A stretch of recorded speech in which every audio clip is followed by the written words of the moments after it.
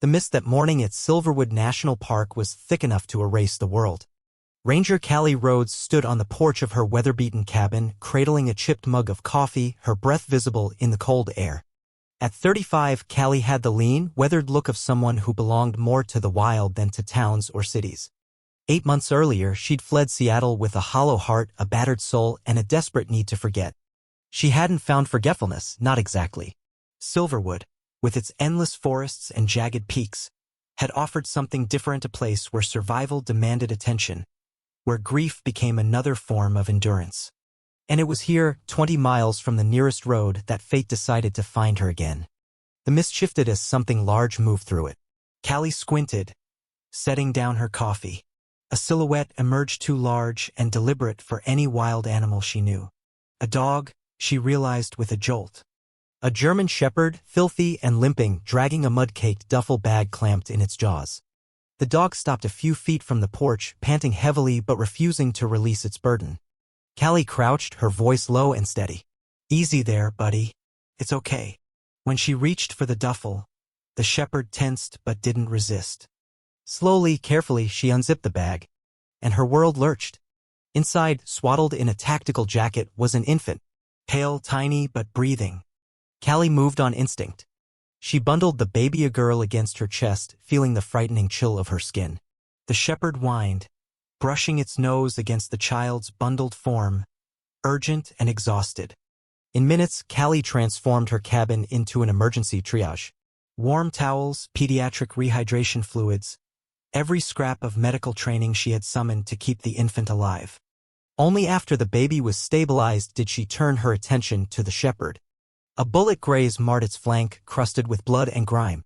She cleaned and dressed the wound with the same tenderness she had once reserved for trauma patients. The bag had more than a baby inside. Beneath the bundled jacket, Callie found a sealed pouch containing a handwritten note and a USB drive. The note was brief and chilling. "They're hunting us. Trust no one. Get this drive to Special Agent Naomi Fields, FBI, Seattle Field Office. Protect my daughter. No names. No explanations." Callie stared at the note, heart pounding. Her gut screamed caution. Yet when she glanced at the child Emma, she decided, and the dog who she named Ranger, the decision was made. She couldn't call the local authorities. Not yet. Maybe not ever. That night, Callie fed Emma formula warmed over a battered stove and watched as Ranger never once let his gaze leave the baby's side. Their bond was fierce, raw, and absolute. And Callie, for the first time in months, felt the faint stirring of something she thought had died with her daughter 2 years ago. Purpose. The next morning brought fresh danger. A glint of binoculars at the tree line. A figure slipping back into the mist. They had been found. Callie moved quickly. She packed essentials: formula, diapers, antibiotics, maps, her old service revolver. She strapped Emma into a makeshift carrier and secured Ranger's vest, modified to avoid his injury. The nearest shelter was the abandoned fire lookout, and miles of hard climbing through rugged terrain.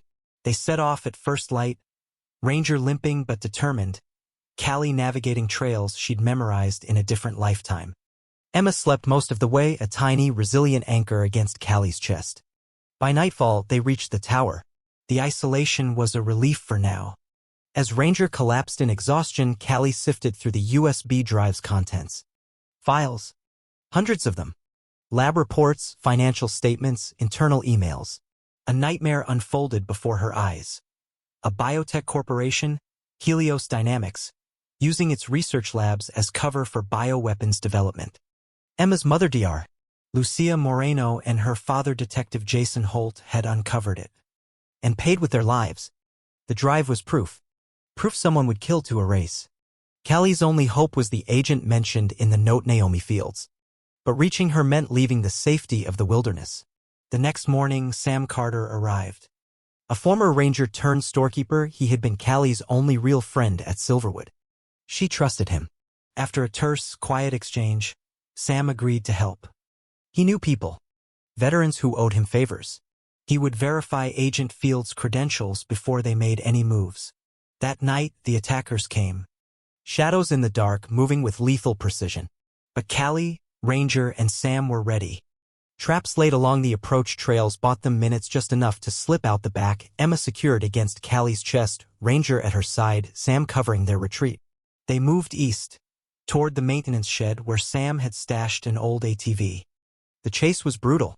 Emma cried once, a sharp wail smothered against Callie's chest, but Ranger pressed close, his body a living shield.